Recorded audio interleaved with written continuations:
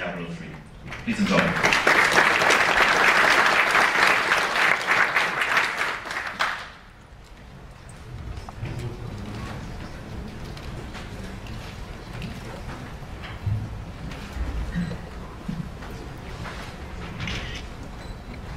right, hi everyone. As Christian said, my name is Jay Wilson. I'm the game director on Diablo 3, and this is Josh Mascara, who's a lead designer on console for Diablo 3. So I'm going to talk to you a little bit today about our in-game for Diablo 3 and some of the features and just general design philosophy that we have towards those systems. So in Diablo 2 and the original Diablo, a lot of the focus for the in-game was extending the past normal difficulty with new difficulty settings. So you'd finish normal difficulty and then you'd move on to, go ahead, forward. So the normal difficulty was basically the core kind of gameplay experience. It was basically what you called the single player game, although they were always co-op enabled. And once you finish normal difficulty, you unlock the next difficulty, which was Nightmare. So, and that provided, greater challenges and new monsters and new items and things like, well, not new monsters, but more challenging monsters and new items and things like that. And then after Nightmare, you unlocked Hell. So Hell was even further, more dangerous, as you can see. There's a ton of monsters chasing you. It's scary. And made the game even more challenging, but the quality of the items got better, and you got to level up even further. And we're keeping all this kind of similar conventions for Diablo 3. You're going to have the same kind of level from normal to Nightmare to Hell, but one of the things that we've done is add a new difficulty setting, which is Inferno. So the basic idea is that in Diablo 2, the focus of the difficulty progression was you kind of leveled up through each difficulty, and by the end, you really out-leveled a lot of the kind of normal difficulty, the Hell difficulty stuff. And we wanted to create another one, the difficulty setting, that was basically maximum level. You get to max level, and this entire difficulty setting is basically customized for you. So, as I mentioned, this is kind of a max level difficulty. So, the player's maximum level in Diablo 3 is level 60, so the basic monsters that you face in Inferno are all at least level 61.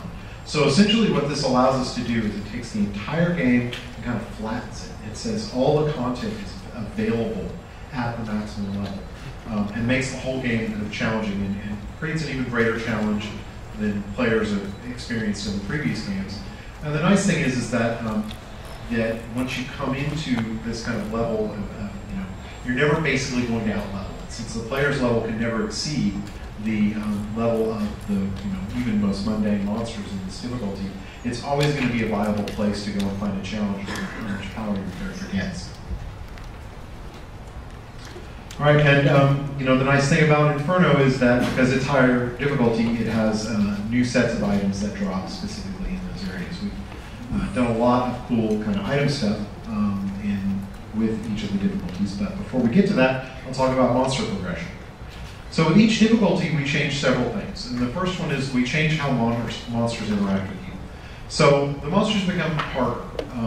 And what does that mean? Well, we raise their level, and by raising their level, that essentially changes all kinds of attributes on those monsters. So for example, if a monster is fire resistant, they're more fire resistant at a higher level. Their health increases, their damage increases, their speed, movement speed increases. And in general, they become more aggressive.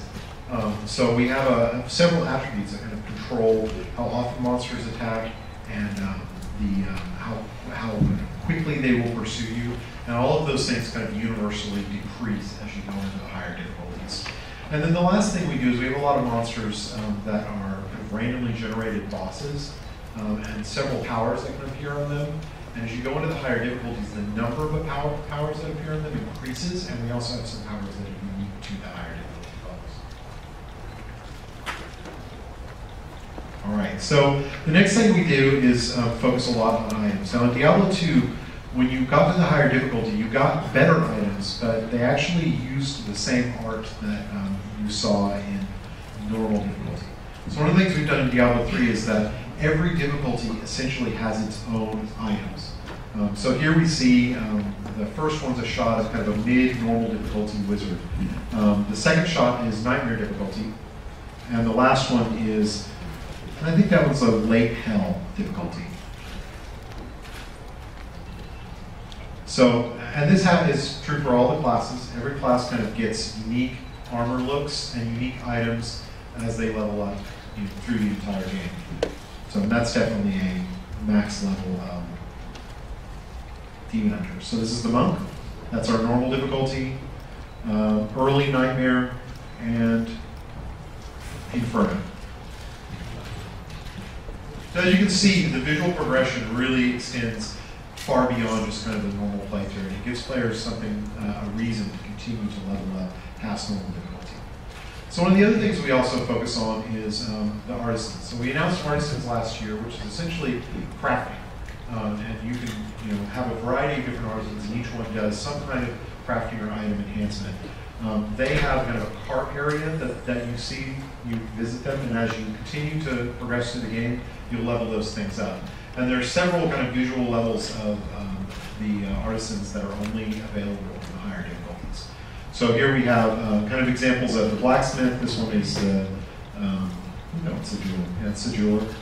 And then the last one is the mystic.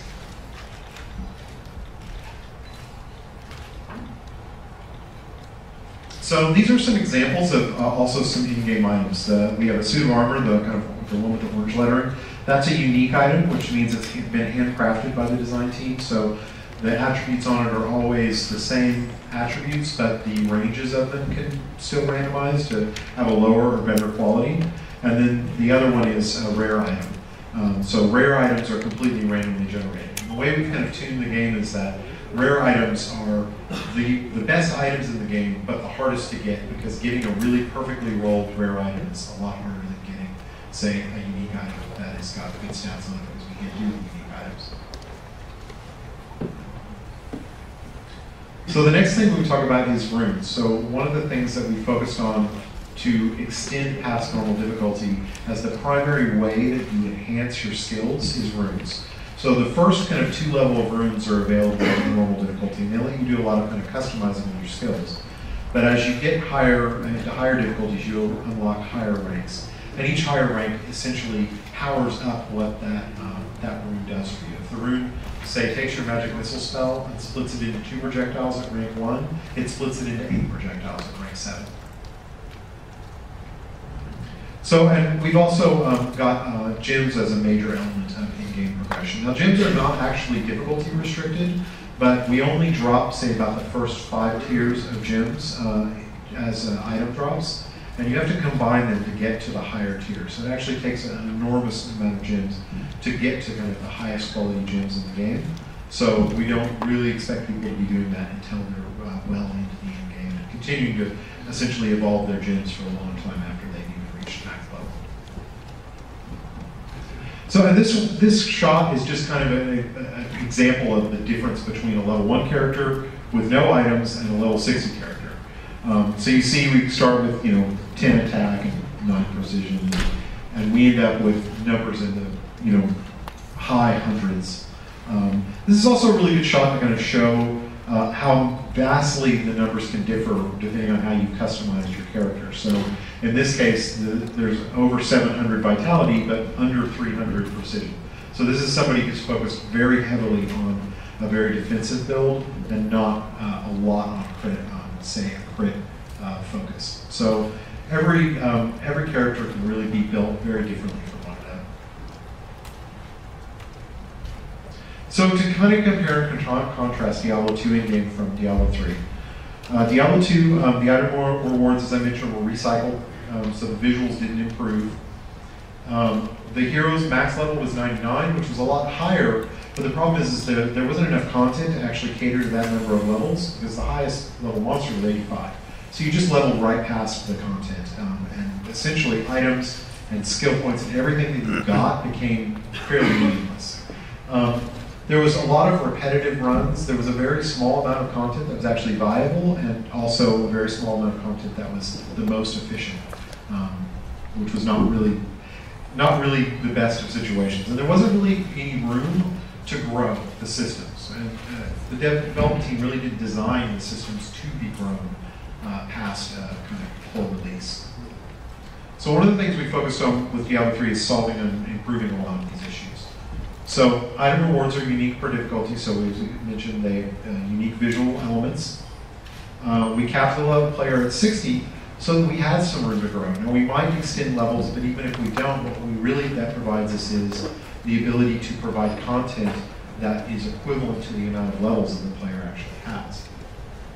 So as I mentioned, max level for monsters is level 61, so there's always a challenge. No matter how much power you gain, there's always a fight to be had that's worth having. So there's also, Inferno makes essentially the entire game viable for in-game content. So the need to do repetitive kind of runs in the same area is a lot lower because there's a whole bunch of content that you can visit. And that's one of the things in the future that we're going to continue to look at, is if we still see people targeting specific areas for efficiency's sake, then we will likely go in and add systems that reward the player for playing a broad diversity of content, which just keeps the game interesting for longer. And we've really designed all these systems to allow us to have kind of room to grow and continue to extend the game for years after release. And the last thing I wanted to mention is we have this cool 3D art that we got done for us. That's the address, I assume. So if you want to go take a look at it, it's really neat. There you go.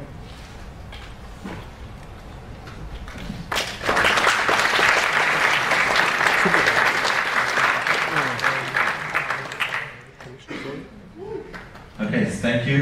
Thank you very much, Jane. We will now have the presentation for Star